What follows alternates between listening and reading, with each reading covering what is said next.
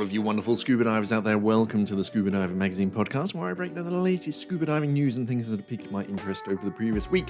This week on the podcast, the first compensation payments for expenses incurred in the deaths of 34 people who died when the Californian dive liveaboard Conception caught fire in 2019 have been ordered by a US federal judge, though whether its captain Jerry Boylan is in a position to foot the bill remains unclear. Cradles for baby corals designed to frustrate toothy predators such as parrotfish could be deployed as part of a drive to rehabilitate reefs hit by disturbance events such as coral bleaching. And the Diving Museum in Gosport has been closed since 2024 for restoration of its damp Grade 2 listed building, but has ambitious plans to reopen from next June, drier and with new exhibitions.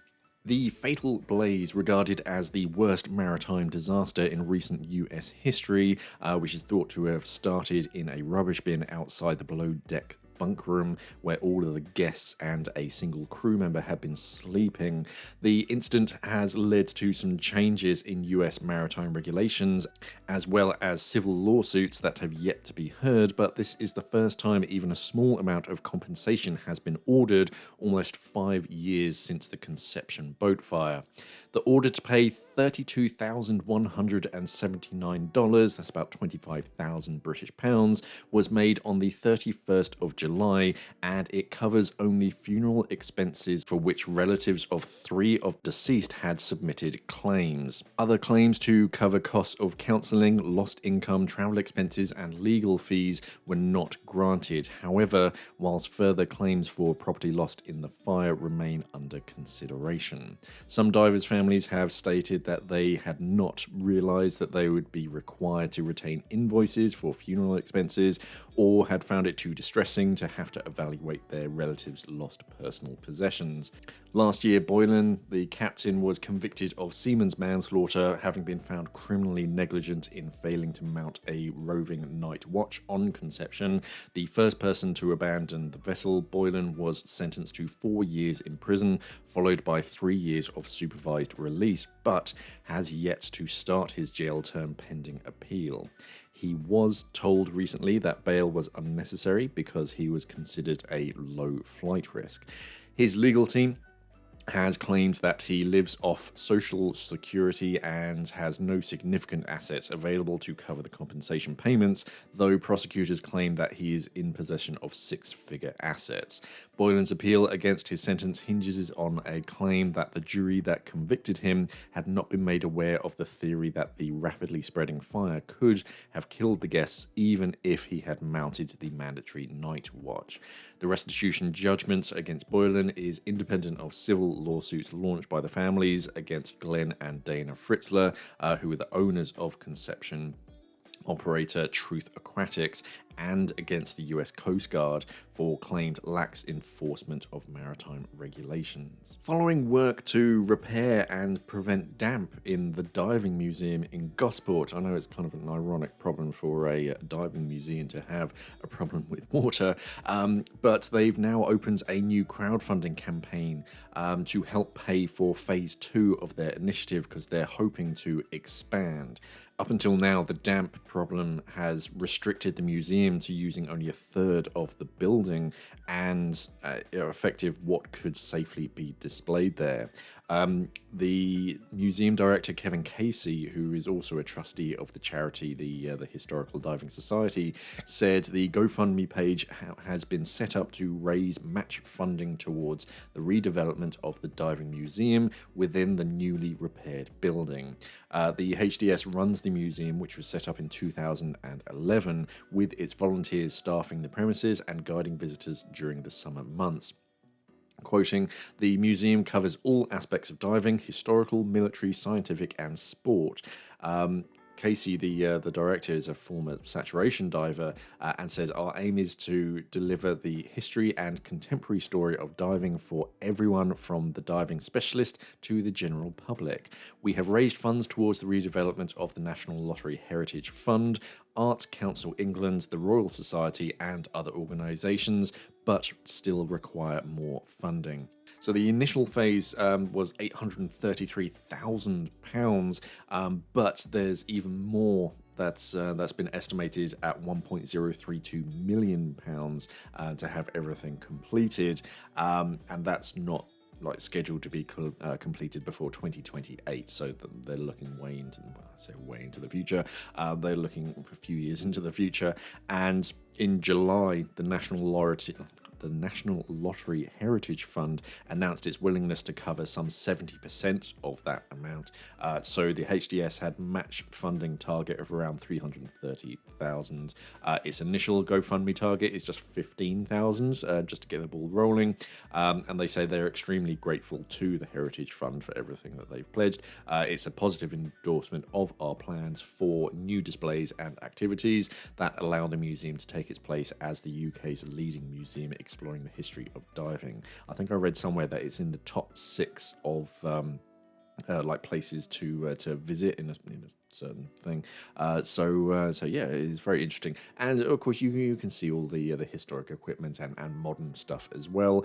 So as like a good day out, it's definitely worth visiting. I haven't made my way out there in that direction, but if I ever do, it's definitely going to be on my list to go visit. I'll pop links to our news article, and then down at the bottom of the DiveNet article, you can see with a link to their GoFundMe page.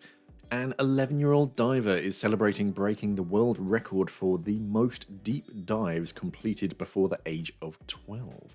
Ethan from Worcester has completed 129 deep dives since he took up the activity aged 10, breaking the previous record of 102.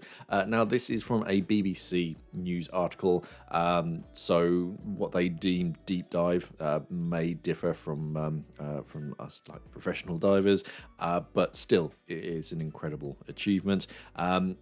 Ethan's father, Paul, said he was immensely proud of his son following in his footsteps as he trained as a diving instructor. Quoting, Ethan really fell in love with it, and he's pursued the world record now for the last 12 months. Ridiculous dedication to do 2 to 3 dives every day whilst we were on holiday. He added that the record had been recognised by world diving bodies SSI and PADI, and they had applied to have it registered with Guinness World Records. Quoting, for someone his age, he's just phenomenal, and I'm super proud of him. The schoolboy from Walden said he fell in love with diving the first time he came face to face with a shark, and from then all he wanted to do was to explore the sea. Quoting, it was an automatic thing, I just fell in love with it straight away. He admits that he was nervous, but with each dive he overcame the fear and was determined to break the world record. Quoting, dive after dive after dive, I overcame it. Seeing sharks is my favourite things to do. Is the most fun and amazing thing I've done in my whole life. So well done, and yeah, it is interesting. You just got to think if he like lived out in like one of those kind of dive centres and sort of around the areas, school time is really the only thing that's holding him back from just crunching out those dive numbers. But even in for a lot of divers, 129 dives in just under 2 years, that's a lot of dives. So yeah, well done, and yeah, very passionate. I'm sure he's going to climb up the ladder, become an instructor, and kind of do this professionally as he grows up. A group of visually impaired people have gone diving for the first time after being inspired by a blind scuba diver bidding to set a new world record.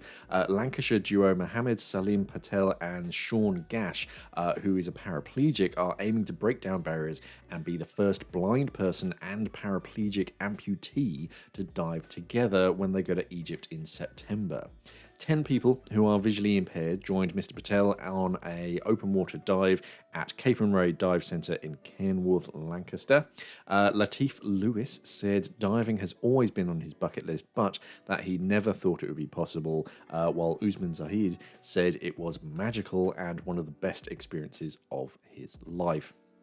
The dive was funded by the Primary Club charity, which supports grassroots visually impaired sports in the United Kingdom. Mr. Patel, a British journalist from Blackburn, said, quoting, they can't see underwater and use the normal sign language that people use under the water, so we have devised with our diving instructor a tactile way through touch, through feel. Mr. Zahid said his first dive was an unreal experience. He said, quoting, "I never thought I'd be able to do anything like this. That was honestly one of the best experiences I've ever had. It was so magical underneath, swimming with the fish, even touching them and hearing all the sounds." I remember years ago, back when I was teaching out in the Red Sea, and we saw someone, a pair of divers, and one of them was like holding onto their cylinder or their BCD. They were like very close, and we later saw them around the dive center. And yeah, I think it was the sister. I think the sister was a like a dive guide, dive instructor out there, and her sister was blind but still wanted to go on a scuba dive. Yeah, just said it was an amazing experience. Granted, you don't see what's going on around the reef, but just the experience of being in that like weightless environment. So yeah, that's pretty cool. Yeah. Communicating is obviously a different. We do have touch communications. It's quite specialist. It's normally used for like cave diving in zero visibility. But of course, we do have underwater, like through water communications, like underwater radios, basically.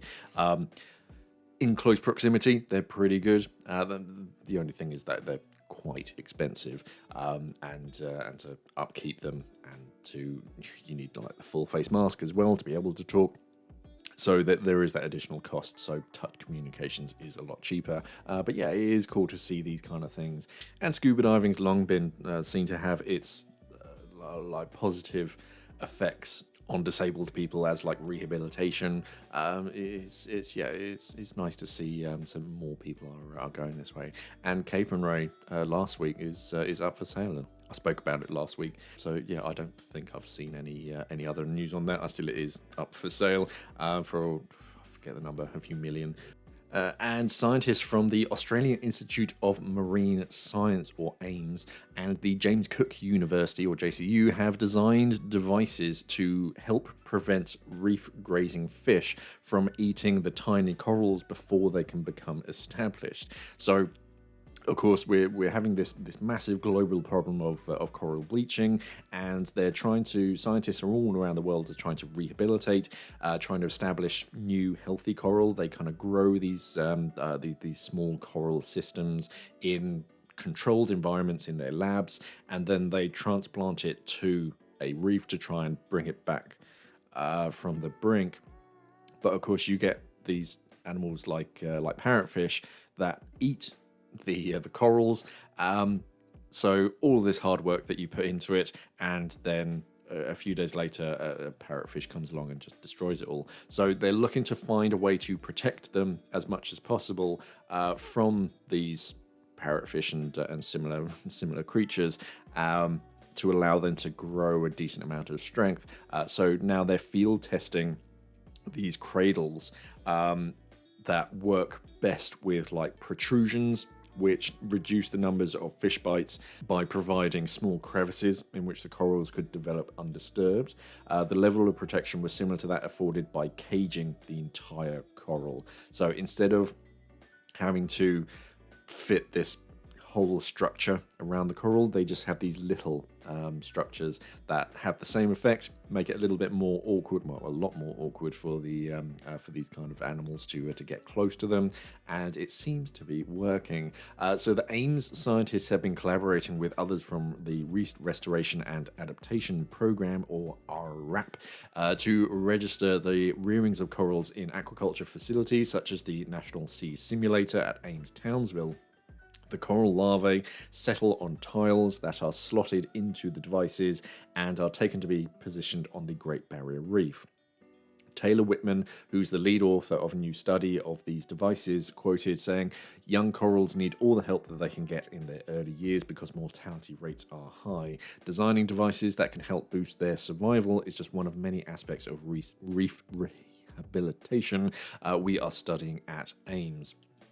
We need to find solutions that are effective at reducing the risk of predation on seeded corals, whilst also providing some access so that the fish can graze and maintain the balance between the coral and competitive algae that also grow on the devices. We need to look at solutions that are scalable and not too labor intensive, whilst taking into account the differing environmental conditions of the reef.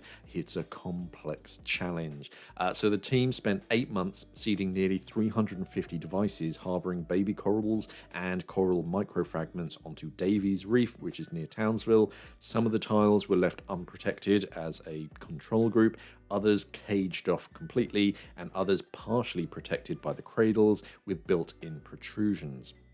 The devices were checked after 2 days, 3 months, and 8 months for grazing marks and mortality, with data on the biological and environmental conditions of the reef being recorded.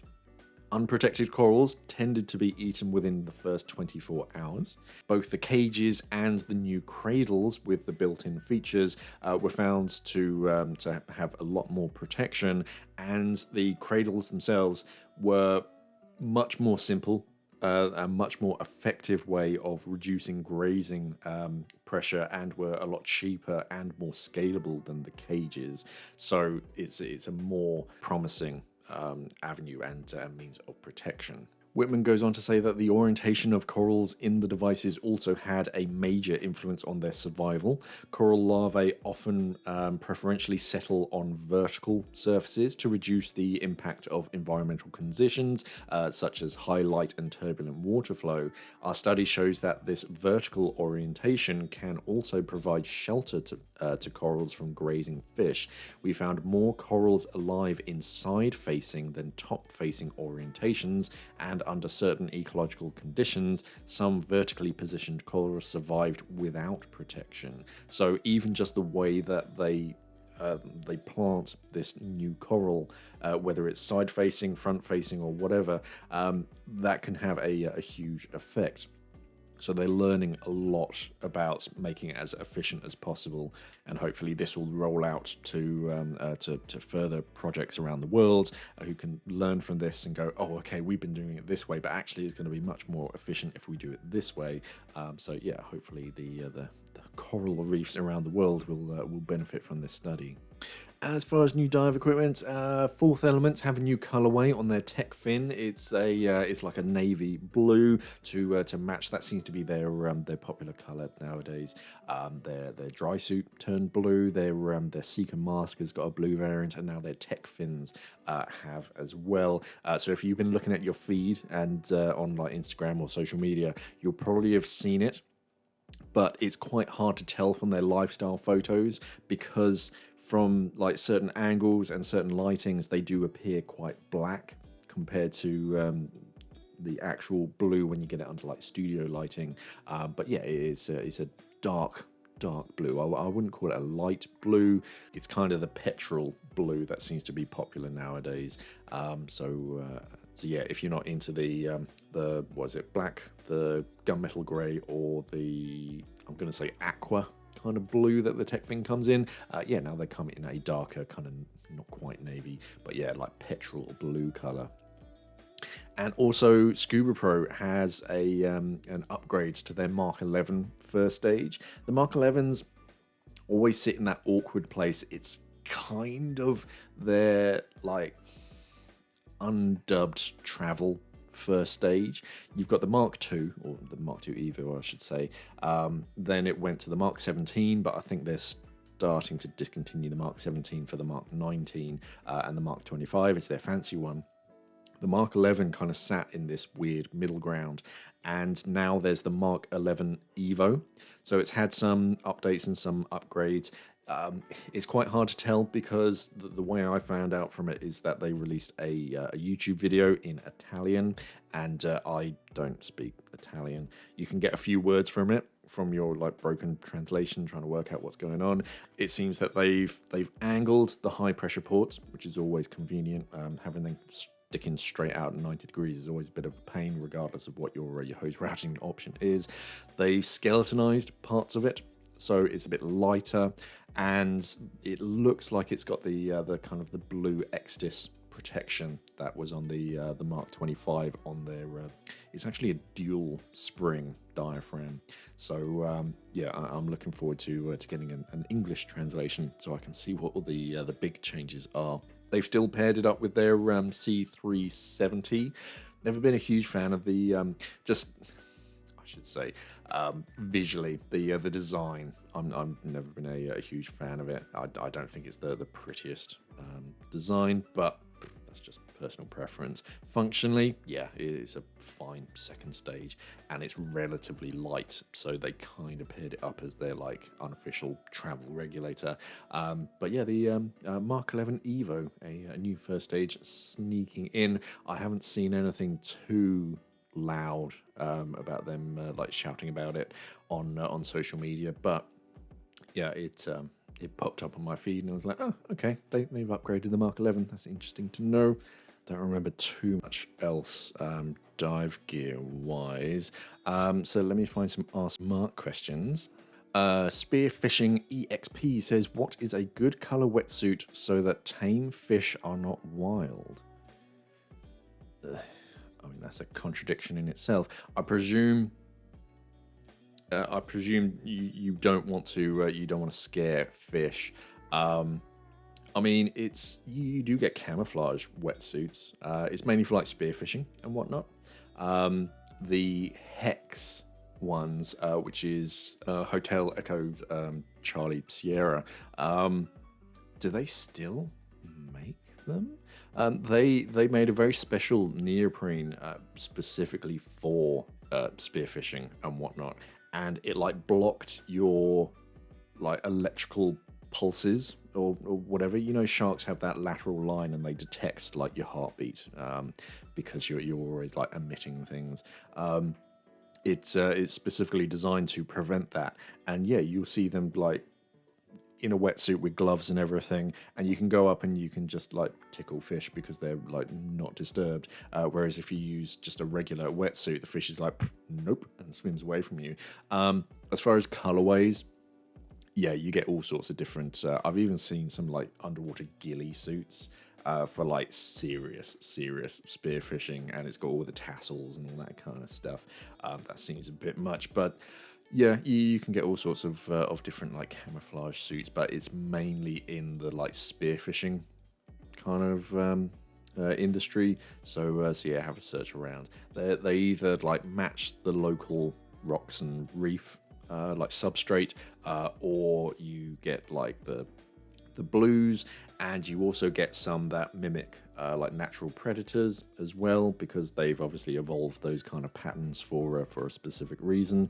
And then you also get like the reds as well to help you be seen on the surface by like boat traffic and whatnot, but also fish don't tend to see the color red too much, so you yourself kind of blend in. But scuba suits, we don't see too many like camouflage scuba suits. It's not really that popular. Phil Wheatley 5057 says, on a similar subject, as a fellow diver with facial hair, I constantly have a small leaking amount of water in my mask, and I've just learnt to deal with it and use it to clear the mask glass too. How do you manage to avoid leakage with a beard and a mustache without resorting to the razor? So personally, I use a beard balm just over my top lip, and I also use either a full face mask, because that's usually the most effective. It is the most expensive, but it kind of sidetracks that issue. But also I use a Atomic Aquatics Venom frameless mask, because the sealing surface around the skirt itself is a special gummy bear seal, they call it. It's very soft, so it like molds around different shapes, so that's the most effective. Otherwise, I mean, water still gets in. You've already cracked the nut in that. You just get used to it and use it to defog your mask. Michael Hartley NX8 says, the longer V weight that you show that slots over your band bolts, does it nestle in far enough to not space your backplate off? So between my twin cylinders, I have a V weight, just a block of lead that threads over or it just slots over the cam band, the bolts that stick out. it doesn't push my my backplate out. They do sink in far enough that it doesn't affect them. Close 1561p says, what about a first stage with an auto closure device like the Aqualung ACD? So that was on the R-Smart video. Can you replace remove and replace your regulator underwater? Yeah, so someone wrote in and asked about they'd seen a film. I still haven't watched it all the way. I saw the scene is basically one diver is trapped underwater. I think I've mentioned it in one of the other podcasts, but they needed to swap cylinders underwater, or swap regulators onto a new cylinder underwater. Can it be done? Yes, it can be done. It's not great for your regulator because water's going to get in. But what Close 1561p is asking is, would an auto closure device help? It would help. It's basically a little plug that sits in the inlet to your first stage, and it's sprung so that when it's depressurized, it's closed. As soon as you attach it onto a cylinder and pressurize it, of course, the air pressure from the cylinder is going to push that open. There was an issue with them a few years back. Different design, I can't remember the manufacturer, but they could like buzz and hum when you inhale because you've got that little plug, and it would like shuttle backwards and forwards as you inhale, so you get this little kind of noise when you inhale. It sucked, but it only happened sometimes and just needed a little bit of like tweaking and lubrication. It would help.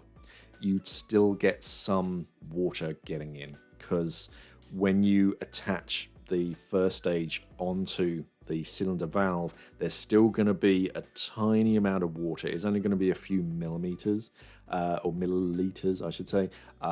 So you're still going to get a bit of water in, but nowhere near as much as one without an auto closure device. So yes, it would help, but it wouldn't eliminate the problem altogether. If I had to do it underwater, even with a first stage with an ACD, I'd still get it serviced just to make sure.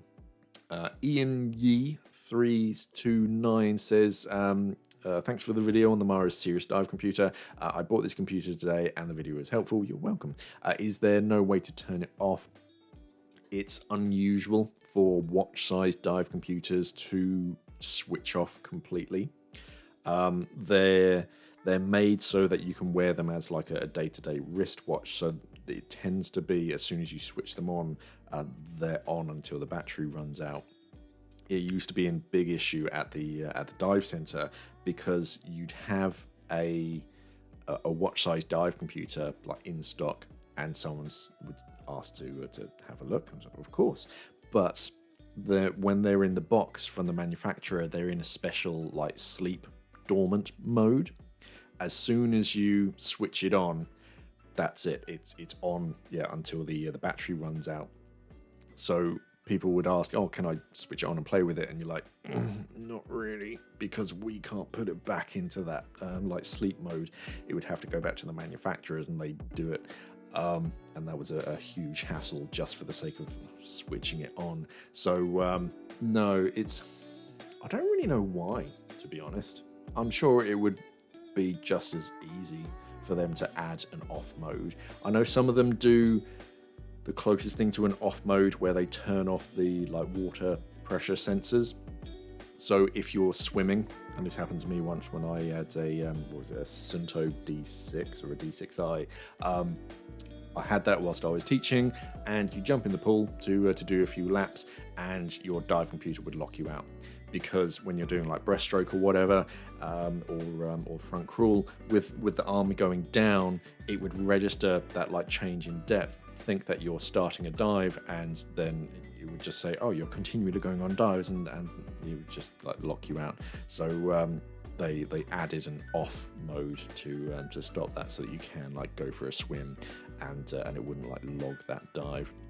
But the short answer is no, it is quite rare for watch-sized dive computers to switch off. K Brian EK8WL says, what's the visa requirements on a liveaboard since you'll be mostly at sea? It depends on the country that you're flying into. There might be some cases where the liveaboard like goes from one country's waters to international waters and then through others, but that's really between you and the tour operator. It's rare. I don't think I've ever been on. Personally, I've never been in a liveaboard like that. But yeah, it's typically the visa requirements of whatever country that you're flying into. So if you're going to the Red Sea, you're going to need an Egyptian visa if you're flying into like Hurghada or Sharm el Sheikh. But yeah, and have a look at it early, just to make sure you're doing everything correctly. That's the last thing that you want to be, is stuck at the airport. And that's it for another week. So yeah, we did have, it started off, I thought there wasn't going to be a lot of news stories this week. I was having a look through our website, and it's like, oh no, there's not a huge amount of like big news stories. After a while, I was searching around, and I was like, actually, I'm finding quite a lot. I'd love to see a bit more like new dive equipment, because that's really my forte. There's still enough of interesting things going out to chat about, and also interesting questions to discuss online. But yeah, remember to head over to our website, scubadivingmag.com. Check out all our sort of latest news articles. I think there was a competition online for a Sunto Ocean dive computer, so check that out. Otherwise, yeah, remember to like, share, subscribe, do all that good social media stuff wherever you're listening to this. Thank you for listening, everybody, and of course, safe diving.